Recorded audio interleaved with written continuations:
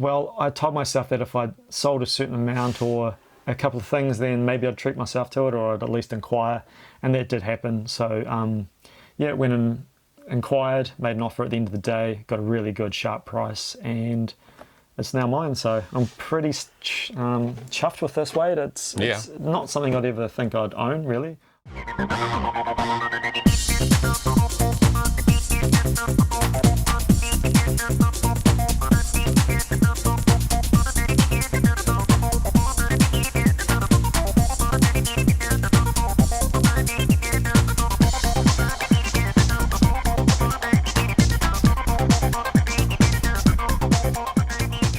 Hey everyone, and welcome back to Two Barbarians. I'm Wade. I'm Lee. And it's actually been a while since our last episode, and that's mainly due to the fact that we were very busy at the Christchurch Armageddon show. Right, so essentially we had to take a Friday off work, get our stall set up, and then it was, so basically a Friday, and then selling all day on the Saturday and Sunday, and then the pack down, which was a mission in itself. But having said that, overall good weekend, good chance to catch up with lots of our toy collecting friends. Yep, lots of toys sold, lots of toys bought, so it was a success. Yeah. And it feels like we didn't really, we sold a lot, but it still felt like we brought back an awful lot of stuff home with us, right? So Yeah.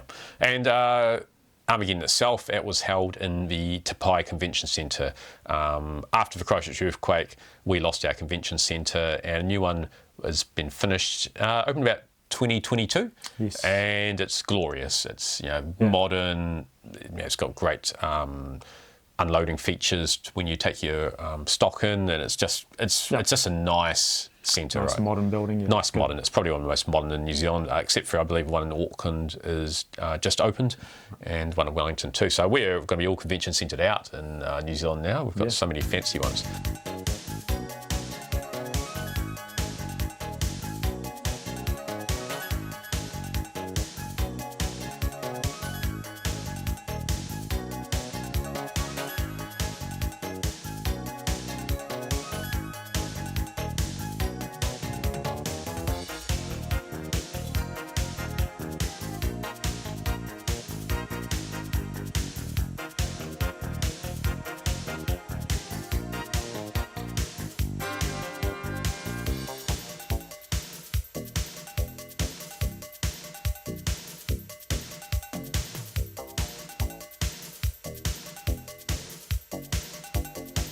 And if the last video you watched on our channel was actually the Two Barbarians Buy Our Toys advert, you would have known that Armageddon was coming up. But again, that was several weeks ago. It feels like an eternity ago we filmed that.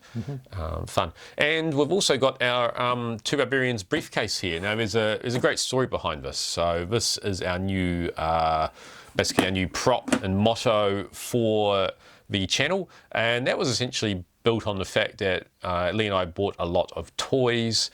It was a nice lot of toys actually, and lo and behold, this turned up in the mail. Yeah, this is how they posted it. So essentially there was this old blue briefcase, and it was just wrapped up with sellotape and stuck with a courier label on it. So we thought, well, that's actually quite cool, and it's old, right? Bonus. It's bonus vintage. So I did some arts and craft in the weekend, and we've got a nice Two Barbarians logo on there now. So you'll actually see that this will be featured in quite a few videos, and we've actually got some toys that we bought from Armageddon here later to feature. Yeah, I heard this has some magical properties about it too, Wade. Yeah, it's endless too. You just keep reaching in, and toys just come magically out and out and out and out. So we were actually at the Cheap Thrills section of Armageddon, which was of a smaller upstairs portion. So essentially it was, there was probably about 12 second-hand vendors mostly up there, just not even businesses, most of them, just people like Lee and I who just have lots of toys and things that they want to sell, or they just have too much. So it's sort of like a mini market within a big convention? Yeah, that's right. So the ground floor essentially was, I don't know, how do you describe it? You essentially say it's lots of swords, cosplay, lots of manga books. Yeah, stages, rooms for playing card games like Pokemon and Magic, things like that. So the downstairs part at Armageddon probably wasn't really our style, probably not enough vintage toys. And there's a few comic sellers and other bits and pieces, but you know, where we really thrive is actually in the upstairs part at Cheap Thrills. Right. The funny part is that we actually know pretty much all of the vendors up there, right? So we do. We see them at all the toy markets and things Yeah. that we frequent. So yeah. Yeah. So we basically, by the time you sort of muck around in the morning and when you come back in again, you can have a good catch up with them, see what's been happening, have a look to see what they're selling this time, if they've brought out any treasures. Yes. Yeah. We had some good stuff there. If you saw our advert, we had some good stuff for sale. Yeah, we took a lot of stuff, knowing that it was going to be 2 big days. So I think we traded from 9 till 5. Yeah, both days. Yeah, both days. So that's big for any kind of market of this kind. Yeah, and surprisingly, we took 2 big tubs of Master of the Universe, and there were some really nice figures in there. You know, Complete ones. Complete ones. Yeah, no, we had a very good Snake Face. We had lots of them, complete Battle Armor Skeletor, you name it, we almost had it in some form of completeness. But I think we only sold 4 for the whole weekend. I think we sold a Orko with his ripcord, and we sold a couple of ones to a guy that said, I just want some of my old childhood toys. But we came home with full tubs of Master of the Universe. So which is a bit odd, because normally they're good sellers, and we price them appropriately. We're not selling them for over the top money or anything. We're just selling them for good money. So even the fact that there was a movie on the horizon too, still no one really bought them. But that's okay. We'll sell them somewhere else. Yeah, I think it was because there were 2 types of customers that we saw over the weekend, and they were the people that are like us and are after vintage toys and vintage pop culture, memorabilia and stuff like that, video games, DVDs, videos, that kind of thing. And they sort of all seem to come early on the Saturday morning and obviously go through the market and buy what they want to buy. Yeah, so then we had the younger people that sort of came up and just checked out a lot of our old man wares that we had to peddle, which I guess Master Universe wasn't their cup of tea. Yeah, and kids coming through and picking up our old vintage Super Soakers. And that was cool, except for the fact that I was thinking, these things are from the 80s, they might break. The kids were just pretty rough on them, so we ended up putting a couple of sticky notes on them saying, please don't touch. Yeah, well, they all wanted to pick them up and pretend to screw each other. Yeah. We actually sold one to a young boy as well. The mum was like, "Are you sure that's what you want? Are you sure that's what you want?" I was like, "Oh." So, but anyway, to me they were just display pieces. So yeah. And I think some of the best selling items we had were sort of like the Pokemon and things like that I found for me personally. Some of the video game stuff and the Pokemon that I brought, they did really well. So. Yeah, and also we sold a lot of the wrestling figures as well. So pretty much everything in vintage Hasbro went except for a few Hacksaw Jim Duggans. Even some of the older Elite figures that we had sort of lying around that we'd bought in bulk, things like Seth Rollins and Roman Reigns, and they were flying off the shelves. Yeah. So I mean, Marvel Legends did well. Yeah, Marvel Legends always does pretty well. It's just a case of have I got anything to sell, which is the key. But again, we bought back lots of toys that we'll have at the next markets. So there's never going to be a shortage of toys that we have for sale. So early on the Saturday morning before the whole show opened, we were there a good hour earlier than it opened just to do some final setup, and of course that's the best time for us to walk around and do some pre-show purchasing.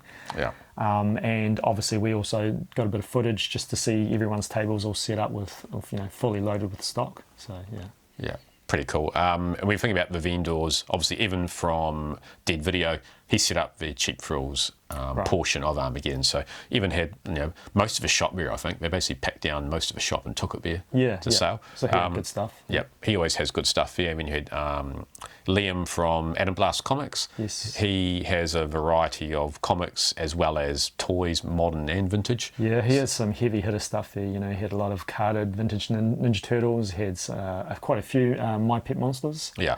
Interestingly, though. The second day, I thought someone had bought all of the vintage turtles because he'd moved them off the table. But apparently they're just not probably the right type of buyers there. So he just moved them off. So he thought put out some stock. Rotated his stock to the stuff that would sell better for him. Yeah, which is what we did too, really. We did, in the end.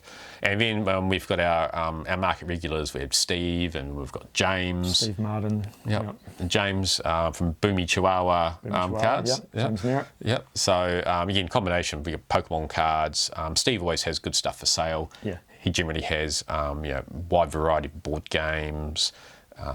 Also has lots of different Star Wars, just good merchandise, not even necessarily toys as well, but it's just lots of fun merchandise that he's picked up along the way.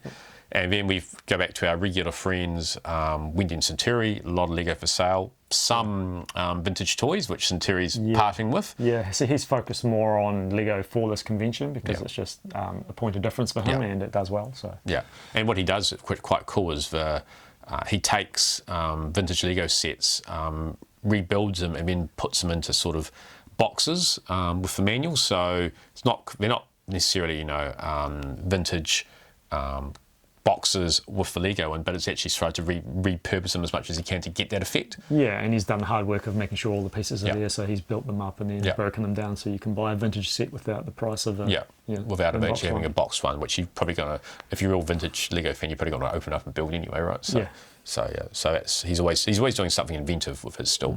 Then we have John and Alicia, and John and Alicia always have something cool. They're long time vintage collectors. John has some cool modern stuff too, like that modern Robo skull that he had. That was cool awesome. To see in person. Yeah, just to have there as even just set up. I asked him if he was going to sell it, and he was sort of umming and ahhing. He said, "Well, depending on what the right price would be." So.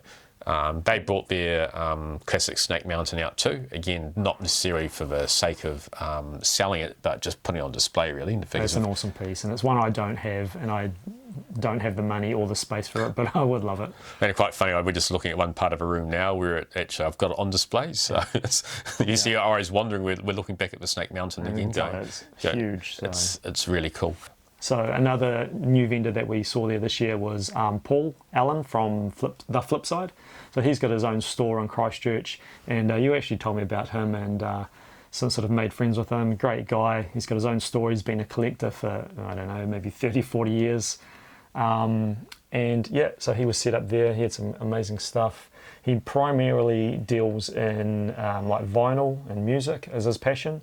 But at this convention, he bought a lot of the toys that he has. And speaking to him one time, he'd tell me that when his son was young in the 80s, and they'd go to toy stores and he would like buy something for his son and then just buy another one because he was a collector and he had the mentality to, especially if stuff was on clearance, to just pick it up, store it away and bring it out one day. And so, yeah, it's cool to see some of that cool 90s on-card stuff that he brought. Yep. And then we have Kev from Exo Collectibles. Yep, Kev.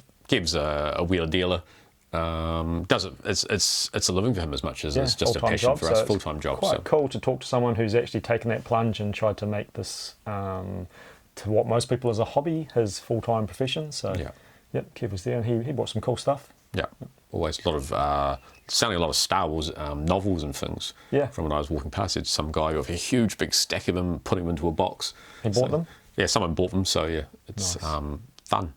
Now, we know you're all wondering what did Lee and I actually buy at the show, what wares were there on sale for us to buy. We do have a lot of stuff already, so let's see what cool, amazing things we actually bought. Yeah, what caught our eye. Right, Lee, so I'll let you go first. What did you get? All right, well, I'm going to start with this one here, and I'm going to talk about this one here, but this is, I don't even know his name, Wade, but I actually bought this off this guy. So Wade brought some Dick Tracy figures, and I've since been adding to my little gangster collection, and didn't have this one. In fact, you had it for sale, and I was like, hang on, I don't have that one. Maybe I should pick this up. So I'll take that on the chin. I mucked up because I was making sure I was getting my doubles out and selling them on to Lee. Obviously, that one snuck through the keeper's gloves. Right, well, I found it, Wade. So yeah, that was quite cool, and always fun little line. No accessories, but it's nice too. And my next purchase, I got the stamps of Skeletor and He-Man, both in the Battle Armor version. I picked up a Whiplash version of these when I was in Italy, so just as something cool. Interestingly, I bought each one from a different seller, so I got one from John and Alicia and I got one from Steve. So again, I don't mind the fact that the stamps don't really work with the ink, but I think they're really cool, and the level of the sculpting of them is really cool too. They're like little reposed action figures, like the face sculpts and the detailing of it. Yeah, cool. Yeah, awesome. All right. Nice. All right, what's next in the magical chest? Right, pull these out. So this was, I've been on the lookout, so I don't know, how long ago did you give me Mr. T? Wade? Oh, years ago. Yeah, Mr. T for my birthday a few years ago. And that's all I've ever had, and I sort of thought, well, I don't really need the rest of the A-team, but you know, when you see them sitting there, they're a good price. A few accessories on Murdoch there. So yeah, I picked these up from Steve Martin, and now all I need is Faceman. Yeah, I'm a little bit jealous. I don't have that backpack or the pew for Murdoch, which is quite fun. I've got different ones, but not those ones. Yep. So that's quite fun. Yeah. And my next one is I have a clip or a peg of He-Man. So just some little merchandise that I bought. It's quite fun. Like a pocket clip or a shirt clip? Yeah, it's like I don't really know. I mean, I wore it on here next to my microphone when I was there, and it's quite cool. But I don't know. You wouldn't want to wear it too much because it looks like it'd be damaged quite easily with that bit of clip there. So anyway, something fun. They're all about the same height, the things I've bought so far. And I mean, you've already got these anyway, so that's cool. All right. Well, it looks like you've got some more things to pull out here. I do. Oh. Okay, so another thing this was all in one bag, and this is Kenner Superpowers Aquaman, Firestorm, and Green Arrow, and these are all really mint. And it was just a really good price, and I obviously do have all these, but to be honest, I wouldn't be surprised if all of these are probably nicer than the ones on my shelf now. So, and if not, they were like nice and cheap, and I'll either upgrade or they'll just go back into the pile of stuff to move on. And that same bag came with this, well, I don't know what year these are, I know they're late 70s. Yeah. So this is a Mego Pocket Heroes Superman. He's very faded, he's got a lot of paint missing. Kind of sort of a dorky figure really, isn't he? But compared to the Superpowers anyway, but he was in that same bag, so that was a nice fun little addition. And reaching in, because I went a bit crazy that morning, running around. Now my newfound obsession with weird Transformers and led me into the realm of picking up Pretenders. Centauri had this one on his table, and I'm not really a big fan of the sort of human characters, and you're telling me this is obviously one of the first releases because of the size. The size of it. Yeah, but the fact that he had his helmet kind of sold me on him. And it is pretty much Barbarian's helmet, so. Yeah. And are we saying this is Starscream? Yeah. And it's Pretenders mode. Now he doesn't have anything in him, which I'm quite happy with because it means that they're cheap and cheerful, and that's what I like. Now also, so from James Merritt, Boomy Chihuahua. So he's primarily dealing in cards these days, and he still had a few leftover action figures from when he used to do that. And again, something that I already have. This is Sunhawk from Galaxy Fighters by Suko. Again, I just sort of thought, you know what, why not bring that one home as well? Can never have enough. I mean, if you get beasts and vehicles and things like that, it's always good to have spares to put the riders on them. So great. And speaking of beasts. Beasts, so this one here, ooh, look at this. That's nice. His name is Contori. Almost like Centauri. Almost, but with a K. Has he got screws in his feet? It's been repaired. Ah. Yeah. Ah. So this is from Arco The Other World, which is a sort of a barbarian kind of fantasy knockoff line from the 80s. And I actually had this bird in a gift set as a kid. Got it for Christmas, and I've been looking, and I've started recollecting that line, and I've been looking to get this bird loose for a long time now. And so even from Dead Video had this, and this was one of the pre-opening purchases. As soon as I seen it, I just ran over and I looked at the price and went, yep, done. So really stoked to have that guy. All right, moving on to me. So I have here, it's called a Things. It stands for Totally Hilarious, Incredibly Neat Games of Skill. This one is called Exilla. I have the Mad Scientist one from when I was young, and that still has the box too. Fun. And I played this, and it is quite hard. You basically have to line up the shell bits in advance to try to get it done, or it pops out. But again, I don't want to play it too much because, knowing me, the mechanics of it will probably break down. Play with it on camera, mate. Oh, no. Maybe another time when I've got more of them, I can have a bust out of each individual one. But it is quite cool, and I like the fact that it's for green too. In fact, Alicia came over and said to me, I heard you purchased that way, because I like things with green packaging. So interestingly, it was something which I just saw, and Steve had priced it well, and I saw it and thought, I'd like to have another one of those to add to my existing one that I've got. Probably something I would have got too if I had enough funds when I was young, if I hadn't spent it on so wrestling. Fun little packaging, and Exilly, and he's obviously little Godzilla parody there. And if I hadn't spent it on vintage wrestling cards or G.I. Joe cards back in the day. So one of the purchases I made was this. So I spotted this box as we're setting up. I'm like, wow, an LJN stretch wrestler. I've never seen one, and definitely never seen the packaging of the box for one. And it had an incredible price tag on it, so I thought, well, something must be up. And sort of just reached over, we were all setting up, and I said, what's the story with this? And I saw the price and thought, that's amazing. Is that right? Is it missing a zero? And I was informed that apparently it had split open, so the figure inside is no longer with us, right? No, a little bit like Hulk Hogan himself, unfortunately. But this was really cool. It's really just for the box now. So anyway, that was a fun little purchase. That was very, very unexpected. So we picked up that. Yep, and you got some other cool things here, right, too, from the mysterious box. Yep. So again, John and Alicia's stall. It was incredible.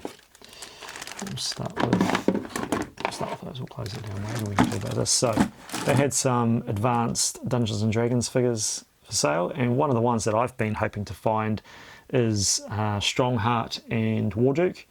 They did have both of those on card, which you'll probably see in some of the footage.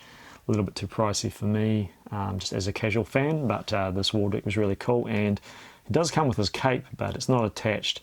But Wade had let me know that his Warduke, and he's much more of a fan and avid collector of these than me, his Warduke didn't have the cape, so here you go, Wade. Thank you. I'll take it for my Strongheart, not my Warduke, but that's all right. Yeah, that's what I meant, Strongheart. There's actually a couple missing out of this bag already. This was a bag of Toxic Crusaders accessories, so in here we got some stuff from Bonehead, Headbanger and Junkyard. And the things that I've left at home was... you have No Zones rifle. Yeah, which I actually don't have as well, which is quite cool. Yeah. It seems to be hard to find No Zone accessories. Any accessories, so that was a really, really good find to get that back. And then this, might have been on the, really soon to it opening. I was just one quick last walk around, making sure I didn't miss any little treasures. And I spotted this and I thought, isn't that a Attack of the Killer Tomatoes tomato? Tomato? Potato. We're in New Zealand, this is a tomato. And it was, and apparently it's a little ripcord one, so you drop it on the ground and it shoots off, so that's really fun, right? We never ever see Does ripcord broken on it, or is it still there? There's no ripcord included. Okay. Like you stick it's like Orco. It's not there at all, so I don't have one. But I could probably find one that maybe like a Beyblade or an Orco or a drag store that will fit it. I haven't played with that yet. Definitely. Right, the never-ending box. These three out quickly. So again, I am a bit of a knockoff. I don't know. In fact, one of these knockoffs is so cool. I don't even know what he's even from. This one? Yeah. Me either. So yeah, he's very. I don't know. I'm sure somebody could find it. I don't even think I bothered to Google image it, but I tried. Yeah, the main reason I bought him is he included a shield and he had some armor the same as this armor, which was from Defenders of the Planets, which is another line I'm collecting, and so it was really like, I don't mind the figure, but I really do need some armor. So this and this guy here. So this is Galaxy Fighters Sahak. Is it Sahak or Cobra? I forget, but he changes his name. And accessories, fun, and of course a faceless Infaceable. Yeah. Which is pretty common, right? Yeah, I mean the latex has come off it, as you expect for most of them. Yeah, but still quite a fun figure, nice and clean, and I mean... Very clean. So, and one last thing in the box. Okay, I talked you into buying this. Yeah, so I had seen this and wasn't really going to pull the pin on it. No, that's it. And it's this. This is a Mexican bootleg He-Man and Battle Cat. Well, I'm guessing. Yeah, so this is blow molded, which is a type of plastic manufacturing. Makes them very, very light. Yeah. Very badly painted. Just quite. They basically float, right? Yeah. Well, he's full of holes, so he probably still True. float. True. This Battle Cat, I mean, he's got a hollow inside. Interesting. Very cool, but again, Mexican bootlegs aren't really something we ever really see over here. I mean, it's a long way from Mexico, and it just got sort of bundled in. As you can tell, this is all from one one dealer. So I was buying so much, they sort of made a deal. They knew that it was going to a good home, and so they kind of threw that into the package, and I was like, yep, okay, let's do it. So, and then of course at the end of the whole weekend, we counted up how much we'd sold, and we thought we'd treat ourselves each to something, right? Something that we wouldn't normally buy. Ticket items, right? Yeah, a couple of big ticket items. So I told myself, I kind of knew this was probably going to be there. I had seen this before. Blocking us right out. And of course it has a hefty price tag. This is a mint and sealed box turbodactyl from Master of the Universe, Powers of Grayskull, right at the end of the line. And well, I told myself that if I sold a certain amount or a couple of things, then maybe I'd treat myself to it, or I'd at least inquire, and that did happen. So yeah, went and inquired, made an offer at the end of the day, got a really good sharp price, and it's now mine. So I'm pretty chuffed with this, Wade. It's not something I'd ever think I'd own, really. I've probably said about the dinosaurs and the giants. Yeah. But I guess last year with getting the laser figures and things like that, it's like, yeah, there's less. Particularly a packaged one, right? Yeah, I mean, it's pretty nice. The window is starting to fall out a little bit, so it's definitely not mint, but it's... But the artwork looks really nice. Yeah, and it's never been removed from the package, so that may be something I do, because I don't think I'll ever get hold of a loose one. So I may just pop open this package and slip it out and have a little play with it, and maybe display it loose and just put the box up somewhere. So we'll wait and see. Yep. Yeah. And what was your big purchase, Wade?